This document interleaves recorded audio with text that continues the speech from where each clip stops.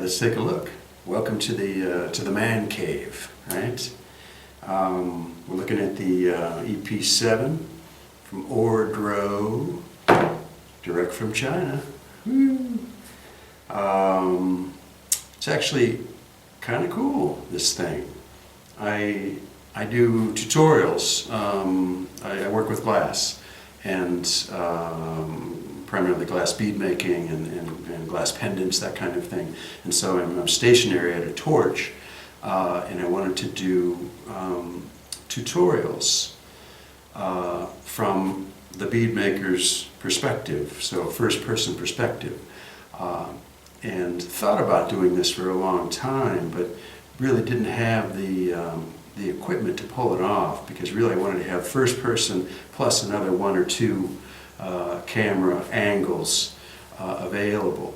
And you know, GoPros and whatnot are cool, but they're expensive, you know, and all the bits and bobs that go with it are expensive as well.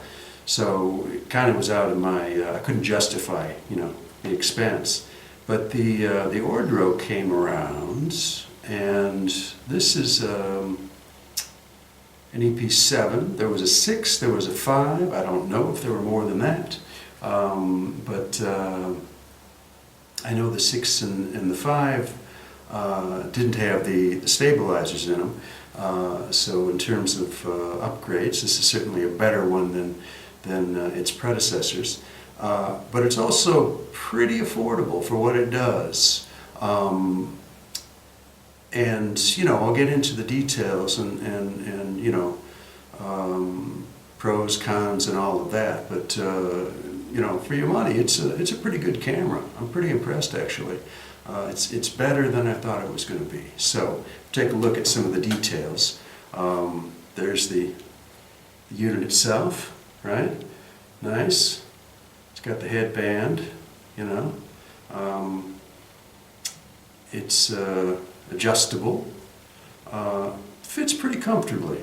It's not too bad. I mean, I'm not doing extreme sports, so it's a little different than, again, like a GoPro or something where it's attached to your helmet. But you know, so I'm stationary when I'm doing my tutorials, which is a little bit easier because you don't have to worry about the shifting and movement and that kind of thing. However, I've taken this out as well, you know, on walks and that kind of thing, just to demonstrate to you all, you know, how it looks, the quality of the imagery, that kind of thing, both indoors, outdoors, you know, that kind. You know, we'll take a look at that as we move through it. But you know, really, in terms of usage, pretty sweet. It's got these raised buttons, and you can feel them when you're wearing the thing. You can, instead of just touch, but they're raised enough so that you can feel them. There's 3. There's a power button there, and then there's a photo button where you can take a photo, and then there's the on-off for the video itself. And it's all pretty simple in terms of easy to operate, you know. You get the thing in place, touch your buttons. Yeah, you turn it on with the go button. It'll make a sound, little happy song that indicates it's turned on. And then you wait a moment, and then you can click the video and or the photo button, which honestly I haven't used. I tend to just take still images directly from the photo or from the video itself. I mean, the quality of the photo, I did try it, and the quality of the photo is fine, just okay though. It's not. You know what? When you're wearing these things, it's a little difficult to know what you're looking at. You know, where your head's pointing. I know where my eyes are looking, but the camera is a little bit different. It's sitting, you know, alongside my perspective, so it's a little bit different. It's hard to focus directly on, you know, a center point. If I'm taking photographs, I want to know exactly where that center point is so that I can adjust accordingly. With this thing, a little tough to do that. It's a pretty wide angle view. So for me, that's its value, is that I'm capturing quite a bit. It's less for detail. I mean, it's like, it doesn't have a macro or anything like that. This is its view, and you just have to deal with it. There are some adjustments in terms of the app, which we'll talk about a little bit later on.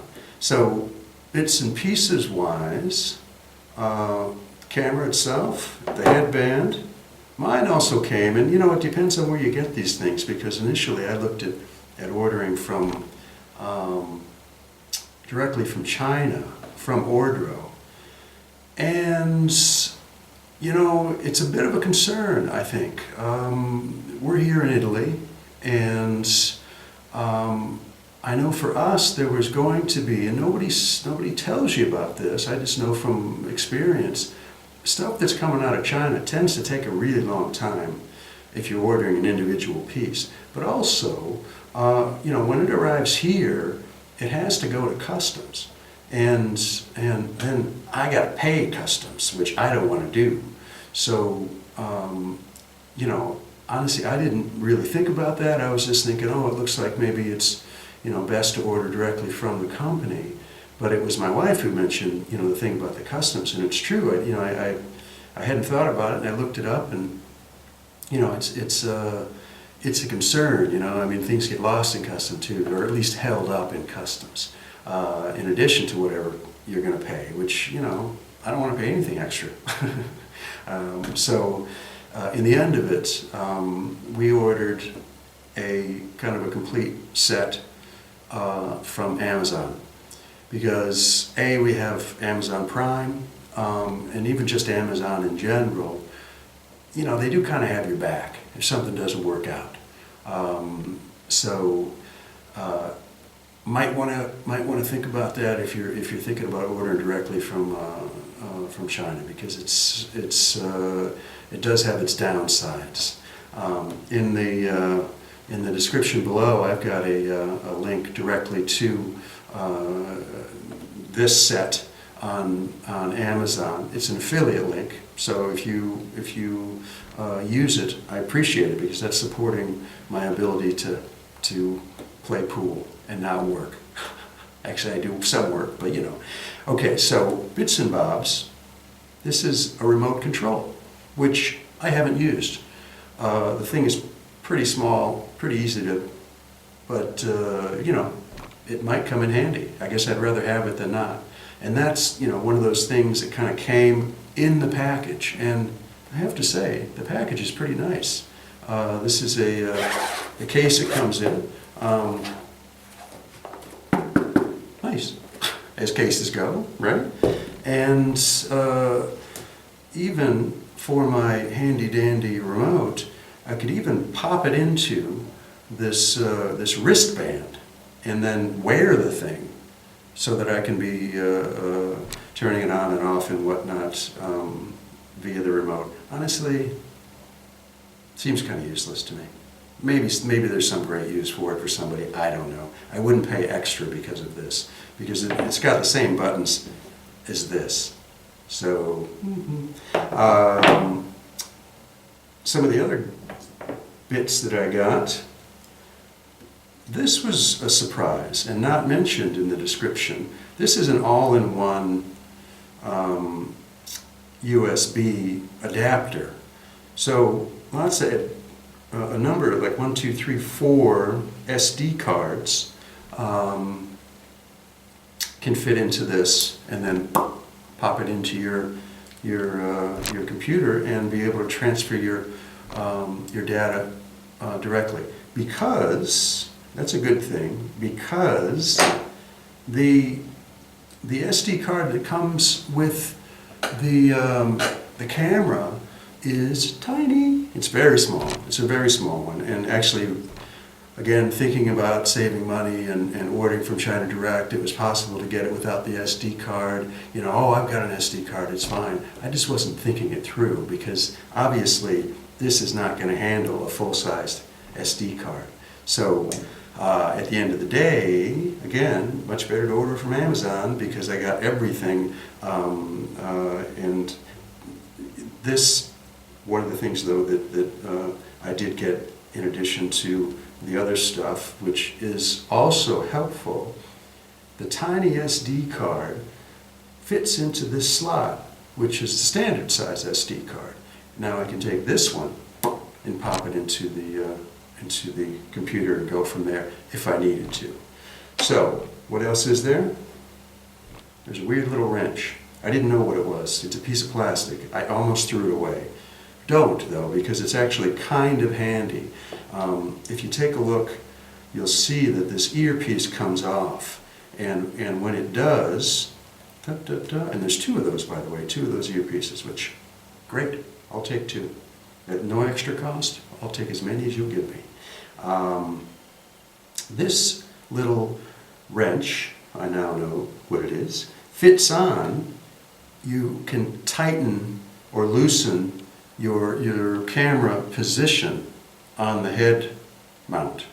So, and it really does kind of lock it in place nicely without you having to try and, you know, do it with your fingers. So, handy little piece of plastic. Gotta love plastic. Here's some more plastic. I don't know what they are exactly. I found out where they fit. They fit nicely on the back of the headband. What they do, though, I don't know. So if you know, tell me. Leave it in the comments because I'm curious as to why this matching pair was included and how it might serve me someday. Also for free, they sent along a nice cleaning cloth for keeping that lens clean. Nice, and it's free. I like free stuff. It was a nice surprise, you know, with Christmas coming up and all. And the user manual, which is, it's a good one. It's in English, which is handy, but beyond that, it's actually pretty user-friendly, pretty detailed, but not overly detailed. There's pictures, but it's not only pictures like IKEA. So I'm happy with that. If you have any questions or concerns, you can actually use the manual to resolve those issues. And that's not always the case with things that arrive via Amazon and whatnot. So, happy. Oh, also, I wanted to say that it's the SD card and the SD card adapter and all that, and you know, the handy dandy all-in-one. Those are great. Glad they're here. However, you don't need them to be able to transfer your data, your video and whatnot, to your computer. There is a USB slot in your Ordro EP7, and it's a mini USB, plugs right in, regular side USB on the other side into your computer, and you're ready to go. And those cords are included. So life is good. All right, let's take this baby out and see what she can do. Another good use for the EP7 is as a head-mounted microphone for creating audio for other videos. Like now, this audio is me sitting at the computer viewing the footage I created earlier. Obviously it's hands-free, but beyond that, the audio itself is quite nice, sort of intimate sounding. And since the microphone is up close and personal physically, it tends to distance exterior sounds, like the oxygen generating machine that I use when creating bead making tutorials, which is quite loud.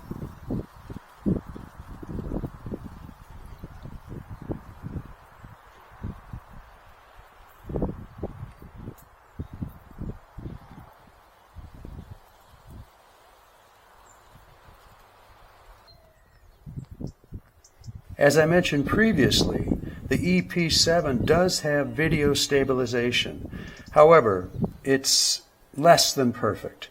I suspect that more stabilization could be applied in editing, although I haven't tried this myself.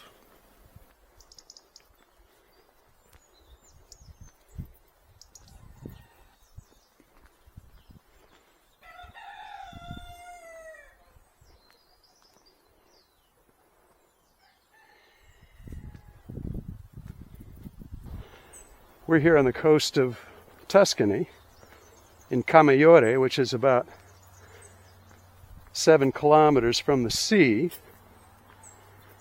from the Mediterranean. And this little road, and there's tons of them, but this is a great one. The town has turned it into a biking path. You can drive on it too if you're a resident, but you can take this little road on foot, on bike, all the way down to the sea. It's almost flat the whole way. Climbs about 50 meters from the sea to here.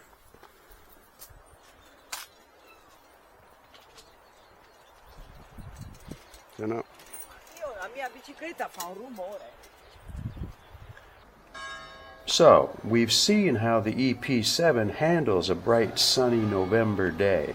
Now let's take a look at a cloudy day.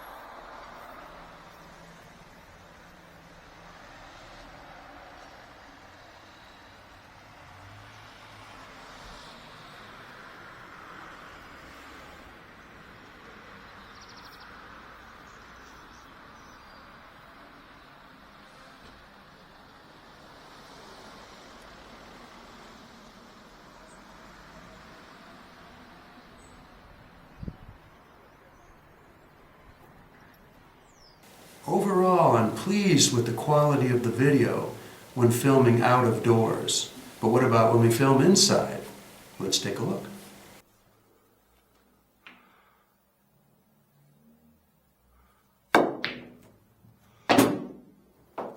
As you can see, the video is dark and grainy, even though my pool room is pretty well lit. I found that I really need to jack up the light when I'm filming inside. But when I do so, the video quality is fine, as you can see from this shot of me at the torch, which is also in the man cave, but it's in a part that's very well lit.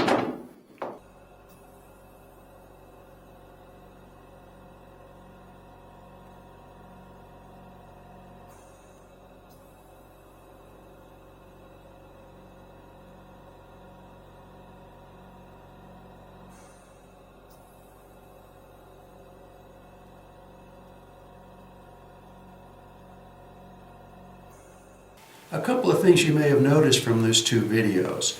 When I was playing pool, in some of the shots you could see that my nose was visible. This is true even though I don't necessarily have like a freakishly long nose. Also, when I was at the torch, you can see the corner of my safety glasses in the frame as well. Now this is For me, the biggest difficulty of the EP7 so far that I've found, keeping me and my stuff out of the frame. It's often possible to readjust the camera position to alleviate this issue, turning it slightly up and away rather than closer to your face. And you could also sometimes, not always, but when you're editing the video, you could scale out the video frame so as to remove the offending, body parts or whatever it is from the frame. This can work, although it might degrade the quality of your video some. So I guess it just depends on use. And as I understand it, using the app, you could change the frame rate, which actually pulls in the video a little bit. Although I haven't tried that myself, that's just something that I read somewhere. So that's another possible resolution. And concerning the app, one of the reasons that it's difficult to know if you have some offending body part or cap or whatever that's sticking into your frame is because you can't see what the camera sees until you're viewing the video, which is often way too late. I mean, honestly, I've lost quite a bit of video because of this issue. I have big hair, I guess, according to my EP7 anyway, which is always kind of sticking into the frame. So now, I mean, I have to wear some kind of cap or something to hold my hair back, or else, it's useless. Back to the app again, though. The app has a feature that allows you to, on your smartphone, see what the camera sees, so that you can check yourself. It's like a mirror of some, like a reverse mirror. You can look and see what it's seeing and adjust accordingly. So that's probably your best bet in terms of, just before you're going to film whatever you're filming, give that a quick check. For me, that's not great because I'm not a smartphone guy. Just, they don't interest me that much, and I just, I'm relatively low tech, I guess. Plus I like my privacy to some degree. Obviously not that much because I'm filming myself and putting it on the... Anyway, the smartphone app is definitely useful. You can get in there and you can change your, X number of settings and whatnot. That's going to make your life easier. If you don't have a smartphone, it's problematic because you can't change the settings. The camera is what it is unless you go into the app and change those settings up.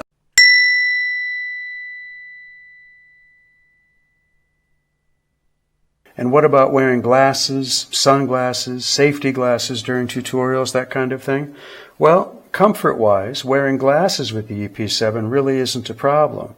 However, keeping the edge of the glasses out of the frame can be a real challenge. At the end of the day, I really like my EP7. I think it's a lot of camera for the money, and I hope that this has been beneficial for some of you out there. Feel free to leave questions and comments down below, and please subscribe and share. Thanks.